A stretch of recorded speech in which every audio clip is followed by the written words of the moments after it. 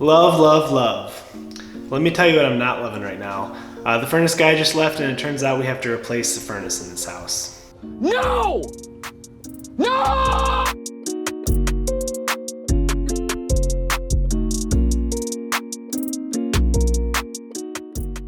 So we've been MIA for a while, but we still are working on the house. We have it all demoed out, as you can see. We're working on a few different things. But today I just want to give you a quick tour and show you what we're working on, and then also ask your advice on a few different things. So let me show you around the house a little bit. I can show you what we've been working on. The first thing is in this big living area, we decided to take out the pantry. It used to be right over there on that wall. The first thing you saw when you come up the stairs, when you walked in, was the side of the pantry.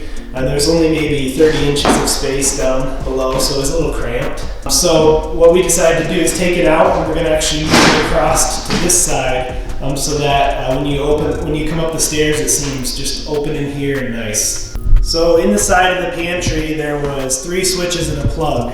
So in order to take the pantry out, I had to drill a hole in the subfloor, and then disconnect the wires, pull them all down underneath, and then reinsert them in behind the wall and reconnect them. So that was a little bit of a project, but it only took me a couple hours and really was totally worth it.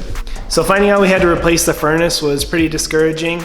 It's gonna cost us about $3,000, which will come straight out of our profit, but we kind of knew that there was some issues with the furnace when we bought the house, so it's really not too big of an issue. So even though the furnace replacement was a little discouraging, there's actually something pretty cool that happened recently that is going to really help us make a lot more profit on this house. So I thought I'd take you guys outside to share the good news that we had. This is our house right here.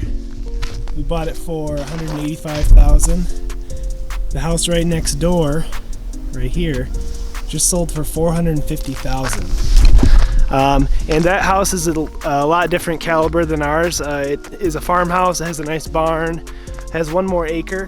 But what that means is that the price per square foot that it sold at is going to increase the value of our home when they go to do an appraisal. So when your neighbor's house sells for a lot, that is good news for you, because that means you're gaining equity and you'll be able to sell your house at a higher price point. So one thing we'd like your guys' advice on is flooring. So in this main area, we are going to do luxury vinyl tile throughout. It's going to be really nice and seamless feeling.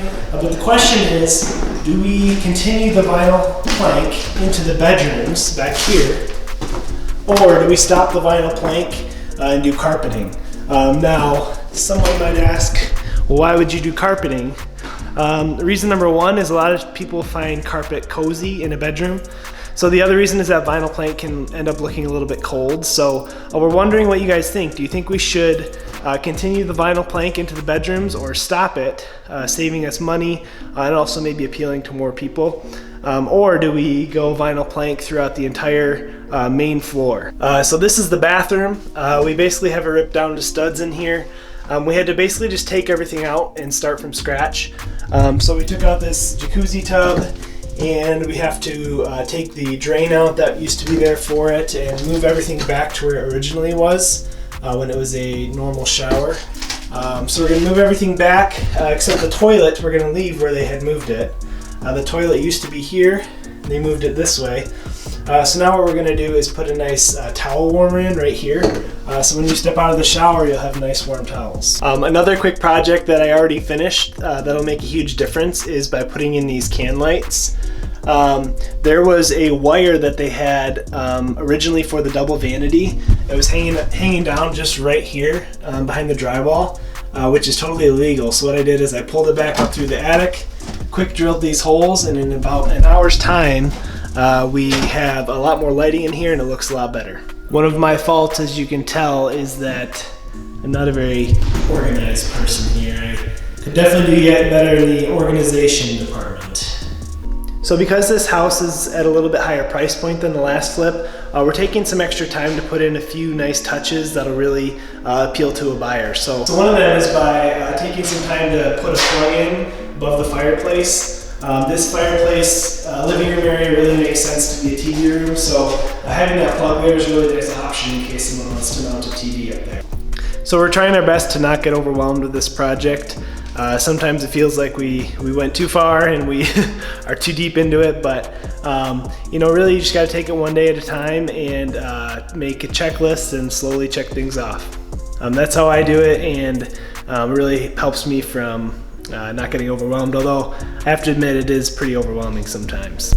Don't forget to like this video and subscribe to our channel as we continue this flip and hopefully make a pile of cash. This is it, guys, the real stuff of house flipping.